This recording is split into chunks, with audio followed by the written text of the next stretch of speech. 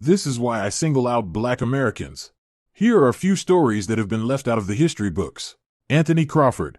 Mr. Crawford owned a 427-acre cotton farm in South Carolina and supported himself by selling the cotton, melons, syrup, and more produced by his land. Mr. Crawford's wife and 13 children all lived on his land with their spouses.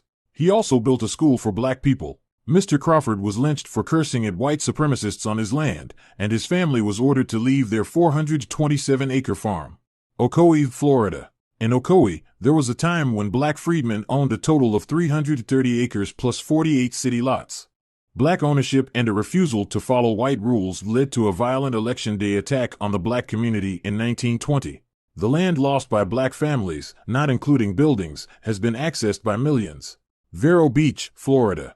The Epsy family lost their generational wealth in 1942 when the U.S. government seized their land through eminent domain to build an airfield. The Epsys lost 147 acres of land, including a 30-acre fruit grove, 2 houses, and 40 lots. The land would be acquired by the Navy, the city of Vero Beach, and the LA Dodgers team, all while ignoring the family's plea to buy back their taken land.